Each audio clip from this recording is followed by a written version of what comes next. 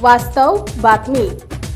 जिल्ह्यातून विरोध होतोय तर सरकार काय रेटतोय शक्तीपीठ? बघा, समृद्धी महामार्गाला देखील असा विरोध झाला होता, परंतु त्यानंतर लोकांना त्याचं महत्त्व पटलं. समृद्धी महामार्गामध्ये लोकांनी सहकार्य केलं.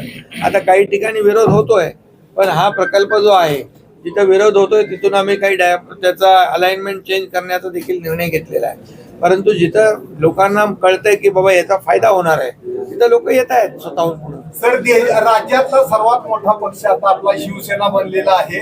सगळ्यात जास्त खासदार आपल्याकडे आहेत. पुढचं देवाकडे काय, अजून देवाकडे कुठला आशीर्वाद पाहिजे? हे बघा, देवाकडं मागणं आम्ही हेच मागतो की बळीराजाला सुखी ठेव, शेतकरी आमचा अन्नदाता आहे, चांगला पाऊस पडू दे, सगळ्यांचं म्हणजे समृद्ध होऊ दे. शेतकरी बळीराजा, कधी पण आम्ही शेतकऱ्यासाठी बळीराजा हा आमचा सगळ्यात महत्त्वाचा घटक आहे.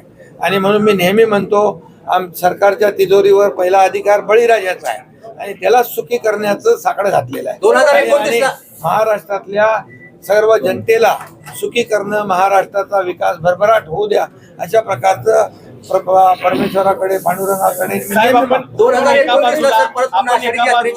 वारकऱ्यांच्या सेवेसाठी पावसात भिजता आणि दुसऱ्या बाजूला देवाच्या नावाने, रामरक्षाच्या नावाने आंदोलन केलं जातं. कसा फरक आहे? आपण एका बाजूला पावसात भिजत आज वारकऱ्यांचा संवाद साधला, त्यांच्या अडीअडचणी जाणून घेतल्या.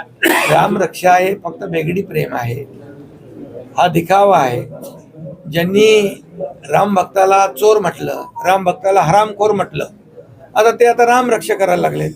आता त्यांनी त्यांच्या पक्षाची रक्षा करण्यासाठी ते राम रक्षा करणार.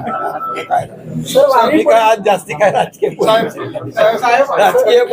नाही. कलेक्टर साहेबांनी व्हीआयपी दर्शन बंदचा निर्णय घेतला, GR काढला, परंतु अनेक लोकप्रतिनिधी महाराष्ट्रासह सोलापूर जिल्हा आणि माळशिरस तालुक्यातील महत्त्वाच्या आणि ताज्या बातम्या पाहण्यासाठी भूमिपुत्र न्यूज चॅनलला यूट्यूबवर सबस्क्राईब करा आणि बेल आयकॉन प्रेस करा.